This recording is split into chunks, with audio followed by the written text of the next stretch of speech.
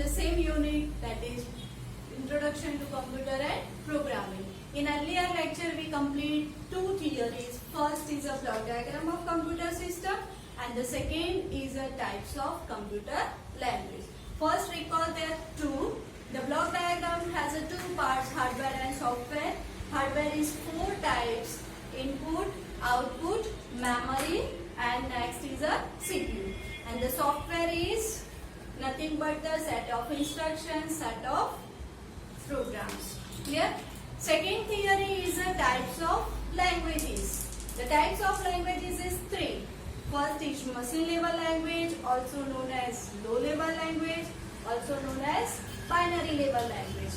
Because our machine is computer that understand only the binary language. The second is a assembly level language in which we are using opcode, that is add, move, subtract, something like that. That indicates the operation to be performed. And the third one is a high level language. So whenever we are making programming in our subjects, then we are making high level coding and we are using high level language, that is our C language. Clear? Fortran, COBOL, C, C++, these all are the high level language. We are using C language for making programming. Clear? Now, today we start the another topic, that is third, types of software. So there are two types of software. First is a system software and second is a application software. Now system software. The word is system related software. So the best example of system software is operating system. Operating system, that is the best example. How? The system software manages all the hardwares of our system. It interacts with the user and system. It provides the interaction between system and the user, and that is nothing but our operating system. Without operating system, our computer cannot work. So that is compulsorily needed for our system, that known as system software. Another is a application software. Now application software is again divided in a two part. First is a general purpose software and second is a specific purpose software. The application software is what? The application related software that for a user, that is not for a system to run, that is for making any application, that is known as application software. That are divided in two categories: general purpose software and a specific purpose software. Now the word general, that is for all.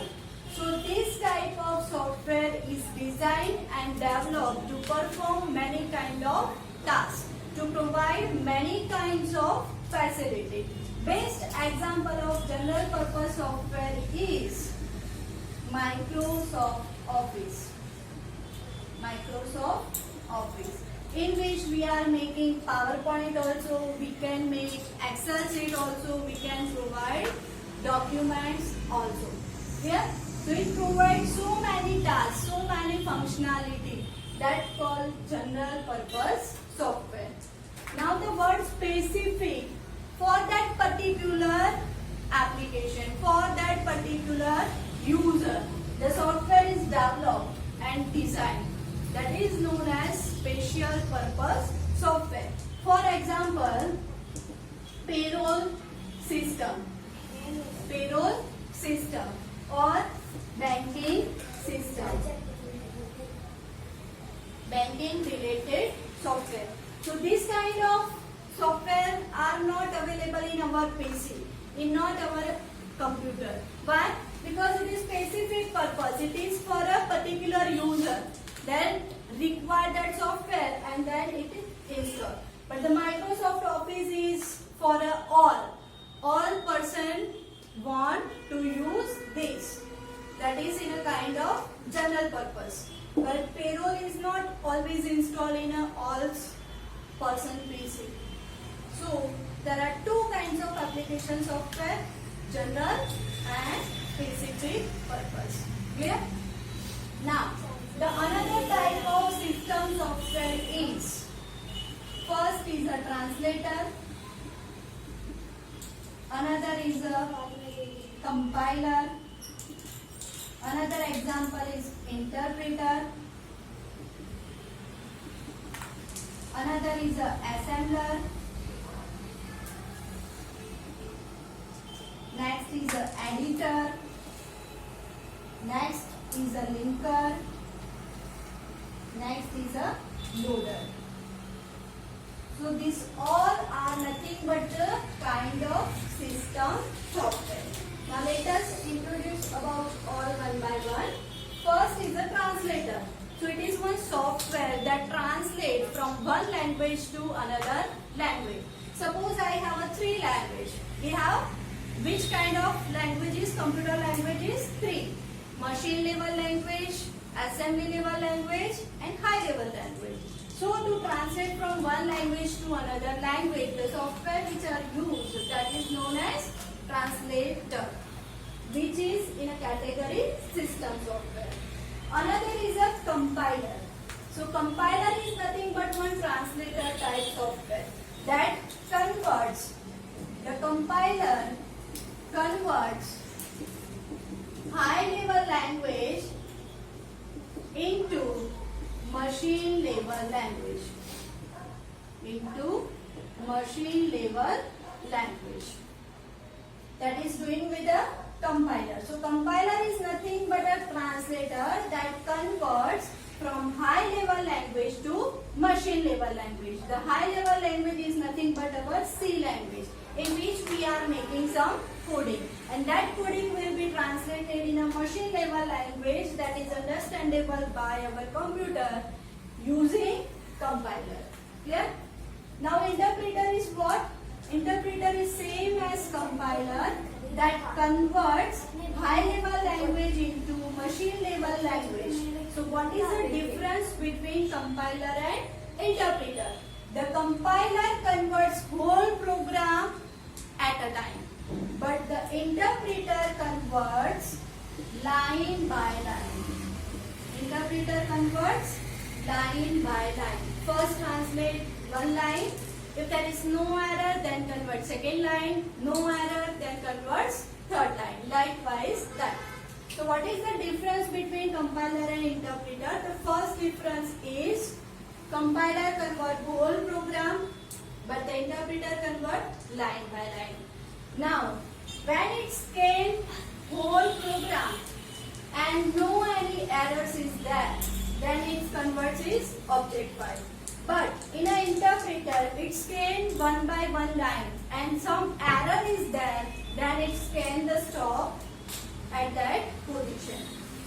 So, no object file will be created if there is error. Now, which one is faster? The compiler is very fast compared to the interpreter. Clear? So, these all are the difference between compiler and interpreter. Now, the next one is assembler. The assembler, the word is assembler. Which kind of language is available? Assembly. Yes or no? So, the assembler converts assembly level language into machine level language. So we are making coding obviously in a high level or in a assembly, and we have to convert it into machine level language. So when we are making coding in a assembly level language, then the assembler is used, and when we are making coding in a high level language, the compiler or interpreter are used to convert into machine level language. Now what is editor? The editor is nothing but one software where we can create our program, where we are making our program. In a C language, we are using Turbo C, TC software. Which software we have to use? TC. And in a TC, the editor is blue screen. Our blue screen is known as editor. Clear? So when we are making our practical session for a programming, then we can recall this theory.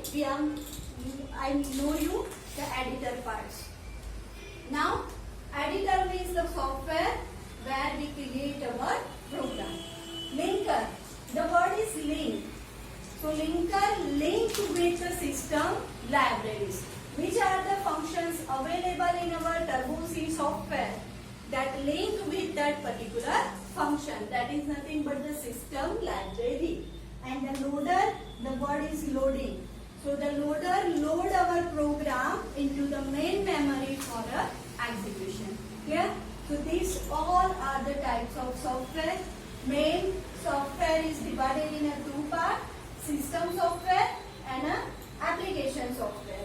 The application software is again divided in a two part: general purpose and specific purpose. General purpose, the best example is Microsoft Office. Specific purpose can be any banking system, medical related software. These all are a specific purpose. And these all are the system software. Clear everyone? Now, we are start with the another topic, that is programming. Here our computer related theory is completed. Now we are switch on another part of chapter, that is programming.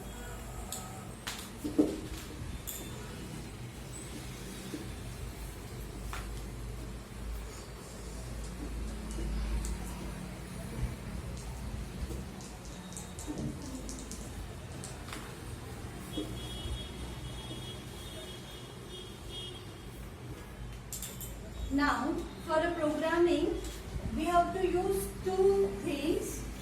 First is algorithm and second, next is a flowchart. Now, when we are using programming, we use two things, algorithm or a flowchart. Now, what is algorithm? So the definition of algorithm is nothing but the well-defined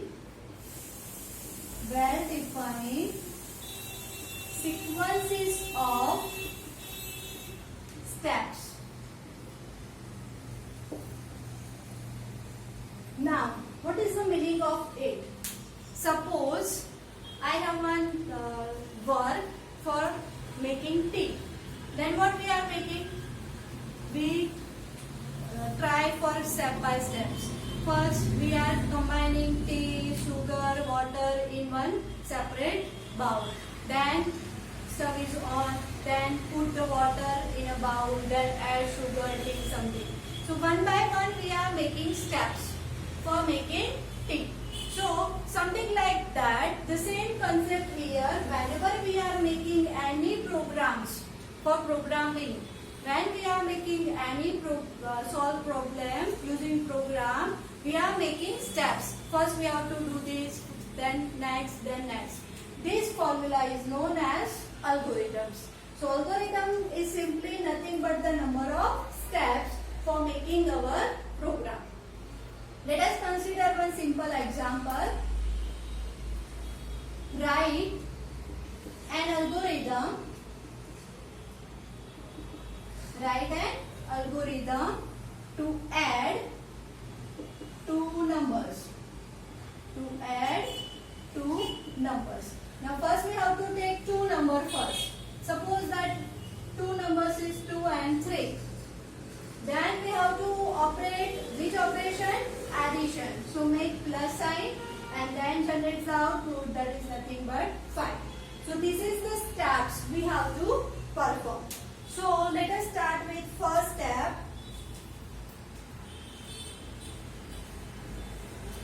First step is start. Always the algorithm is Second, we have to give two values because here number is 2. Suppose we are given 3 numbers, then we are adding 1, 2, 3. So 3 values are there. So input is there. We have to give values, that is our input. Which value? 2 variables, A, B. Now here I am not writing 2 and 3. Why? Because this is not fixed. It is given from the user. User can give 2, 3. User can give 10, 10. User can give 20, 10, something. And that is not fixed. So that particular value which are given from the user, we are stored in a variable. We are stored in a variable. So here I am using A variable for a first and B variable for a second value. Suppose 3 values are there, addition of 3, and we are using 3 variables. You can use any name for the variables A, B, X, Y, M, N, N. Clear? Here just I am using 2 values A, B. That is the user input. Now the third step is calculate which operation we have to perform? Addition. So calculate A plus B. That is A is 2, B is 3. So 2 plus 3 we have to perform. Now that value will be again stored. Here the answer is 5. And that value is again stored in a particular variable. That is suppose C. That I guess. So here the formula is calculate C equals A plus B. If you are writing like this, A plus B equals C, then it is wrong. Why? Always the right hand side is formula and that particular formula's answer is stored in a left hand side variable. That is the use of assignment operator. So never this is correct, this is wrong. Always the formula calculation is on the right hand side and that particular answer is stored in a left hand side. Here the answer is stored in which variable? C. So here formula is C equals A plus B. Next is print. Now we have to print this bio on our display, on our monitor. For that the step is print C. Here we not write like print 5. Why? The same concept. Here the input is 2 and 3, that's why the answer is 5. Suppose user input 10 and 5, then the answer is 15. So we want to change it? No.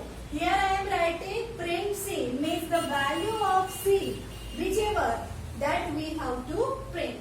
Suppose 2, 3, then the 5 is printed because 5 is stored in C. Suppose 10 and 20 is there, then 30 is there, and that value will be stored in a C, that will be printed. So here the variable name is there, not a value. And the last step is stop. Last step is stop. So this is the algorithm for making addition of 2 numbers. Now suppose you are given algorithm to find the multiplication of 2 numbers. Then you have to use multiplication sign here. Suppose you have given addition of 4 numbers. Then here 4 input is there. Here 4 addition is there. That particular answer will be printed. So according to the steps, now our program can work. So this is the algorithm part. Now the next part is a flowchart. Now what is the definition of flowchart first? So the flowchart is nothing but the graphical representation of algorithm. Graphical representation of algorithm. Also we can say that it is a graphical representations of steps to solve any problem. Now it is a graphical, it is a chart. So to make a chart, we are using some symbols obviously. So some symbols which are used in a flow chart is, we are displaying here the symbol meaning. Symbols and their meaning, which are used for making flowchart. The first symbol is oval shape. First symbol is oval shape for what? It is used for a start or a stop part. Start or a stop step. Next is a parallelogram that is used for a input or a output. Second is parallel for input or output. Third is a rectangle shape. Third is a rectangle, not square.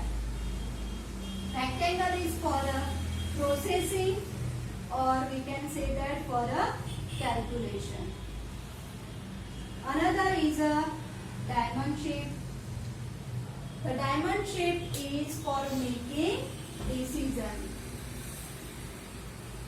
Another is horizontal arrow or a vertical arrow that indicates data flow. And the last is a circle that is nothing but the connector. So these all are the symbols which we are using for making any flowchart. The first symbol is oval for start and stop. For this first and fifth step we are using oval shape. Second is input and output, that is parallelogram. So here input is there in a second step. Output, that is our print, our display is display on an output obviously.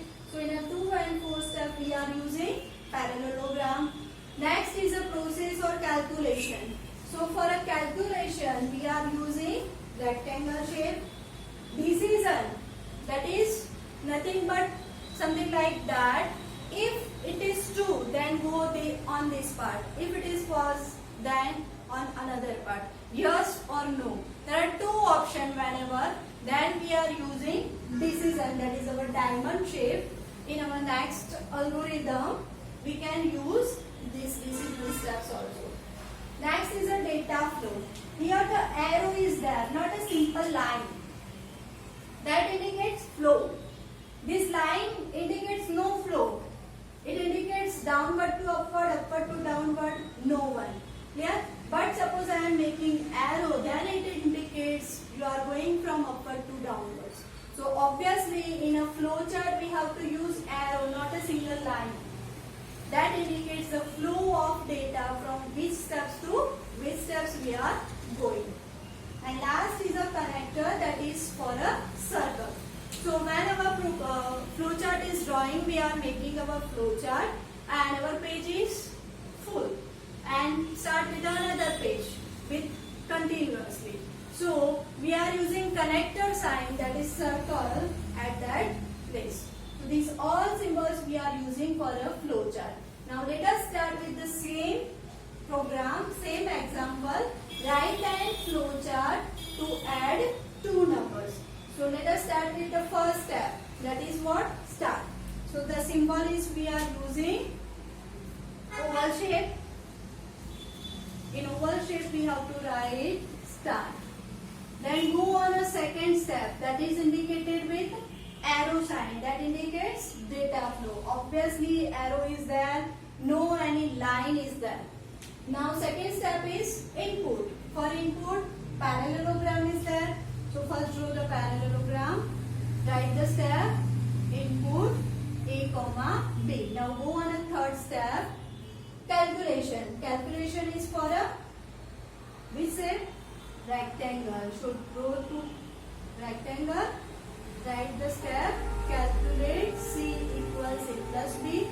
Goes on a next step, print, that is our output. For output which symbol? Parallelogram. Draw that shape and write the step, print C. Goes on a next, that is last, stop. Stop is indicated with the oval shape. So this is nothing but the algorithm and this is nothing but the graphical representation, that is our flowchart. So what is the difference between algorithm and flowchart first?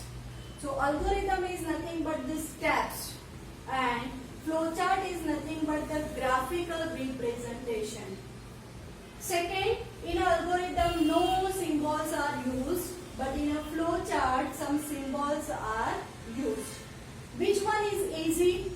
Obviously the flow chart is very easy compared to the algorithm. Right now in simple problem, simple example, you are looking, both are equal, both are same, easy. But when we are discussing another kind of algorithm, then obviously you are find the flowchart is very easy compared to the algorithm. So in the next chapter, next video lectures, we are taking another examples of algorithm and flowchart. If you have any query in this topic, then you are feel free to contact me. Thank you so much for listening.